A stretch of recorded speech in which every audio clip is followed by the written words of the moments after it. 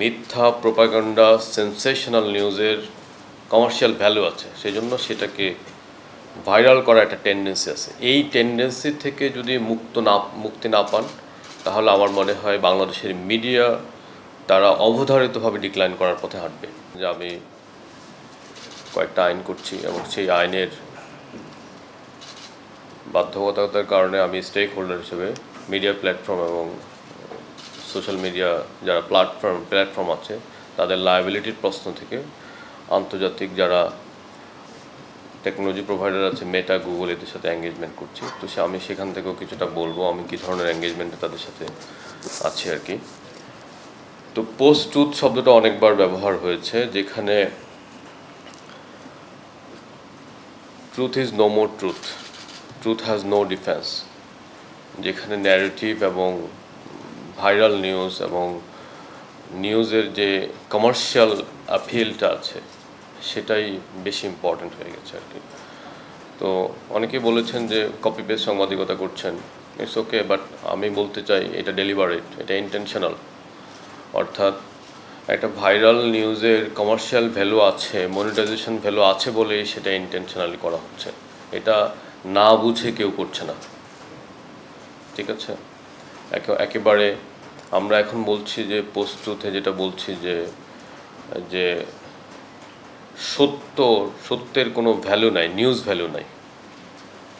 মিথ্যা propaganda sensational নিউজের commercial value আছে, সেজন্য সেটাকে ভাইরাল করা একটা টেন্ডেন্সি আছে। এই টেন্ডেন্সি থেকে যদি মুক্তি না পান, তাহলে আমার মনে হয় বাংলাদেশের মিডিয়া তারা অবধারিতভাবে ডিক্লাইন করার পথে হাঁটবে এবং সেটা টেক ওভার করবে কন্টেন্ট মেকাররা, ব্লগাররা বা অল্টারনেটিভ মিডিয়া। সো এই যে একটা মহাসত্যের উপরে দাঁড়িয়েও এটাকে আমরা উপলব্ধি করতে পারছি না, সেটাই সবচেয়ে গুরুত্বপূর্ণ বিষয়। প্রত্যেকটা পত্রিকার আলোচনায় কিছুটা আসছে, প্রত্যেকটা পত্রিকার ডিজিটাল ভেরিফিকেশন ইনভেস্টমেন্ট নিয়ে প্রশ্ন তোলার সময় হয়েছে। একজন বলে গেছেন যে উনি নিউজ এডিটর হতে চান, তার আগে ডিজিটাল ফ্যাক্ট ভেরিফিকেশনের উপর তার ইনভেস্টমেন্ট, ট্রেনিং অ্যান্ড ডেভেলপমেন্ট দরকার। কিন্তু আমি তো বলি যে সাংবাদিকতা যখন শুরু হবে বা কিংবা তারও আগে একাডেমিতে যখন সাংবাদিকতা পড়ানো হবে, সেখানে ডিজিটাল ভেরিফিকেশন নিয়ে ইনভেস্টমেন্ট দরকার, ট্রেনিং অ্যান্ড ডেভেলপমেন্ট দরকার, কোর্স দরকার। কারণ আমরা তো একটা জেনারেশনাল ট্রান্সফরমেশনের মধ্যে দিয়ে যাচ্ছি।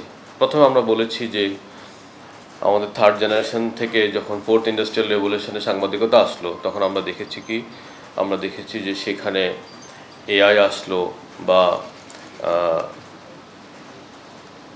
অন্যান্য যে টেকনোলজিগুলো আসছে যেটা আমাদের সাংবাদিকতাকে ইজি করেছে, ট্রান্সফর্ম করেছে। কিন্তু এখন তো জেনারেটিভ এআই চলে আসছে, সেখানে আমরা কীভাবে নিজেদেরকে প্রোটেক্ট করব। এখন প্রত্যেকটা কোম্পানির মালিক এবং সম্পাদককে একটা বিন্দুতে এসে পৌঁছাতে হবে যে ডিজিটাল ভেরিফিকেশনের জন্য আমি নিজে এই টেকনোলজি নিজে এনশিওর করব এবং এই ট্রেনিং এনশিওর করব, এবং এটা একটা কন্টিনিউয়াস সাইকেল হতে হবে আর কি। এখন আমাদের পত্রিকাগুলোর মালিকপক্ষ এবং সম্পাদক মনে করেন যে এই খরচটা হচ্ছে বার্ডেন, এক্সট্রা, এই জন্য তারা ফ্যাক্ট চেকিংয়ে খুব বেশি ইনভেস্ট করতে চাচ্ছেন না। আমি যদি দেশের শীর্ষস্থানীয় পত্রিকাগুলোর আইটি টিম দেখি, একেবারেই ছোট টিম, 2 জন 4 জন 5 জন, not more than 7 to 10%। This is A PT. শুধু সাইবার সেফটির জন্যই একটা পত্রিকার 5-7 জন এক্সপার্ট দরকার হয়।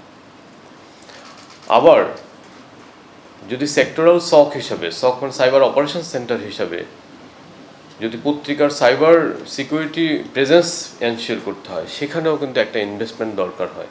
আজকে বাংলাদেশের কোনো পত্রিকার এই ইনভেস্টমেন্টটা নাই। এখন প্রশ্ন হচ্ছে যে তাহলে ইনভেস্টমেন্ট পত্রিকা কোত্থেকে করবে তার যদি ইনকাম না থাকে। এখন ইনকামের সাথে আবার ট্রাস্টের বিষয় আছে, মানুষ পত্রিকাকে ট্রাস্ট করে না। তো সব কিছু মিলে এটা একটা চিকেন অ্যান্ড এগ প্রবলেম হয়ে গেছে যে আগে কোনটা হবে পরে কোনটা হবে। কিন্তু এটার মধ্য দিয়ে একটা অবধারিত ডিক্লাইন দেখতে পাচ্ছি, যে মিডিয়া ইজ ডিক্লাইনিং।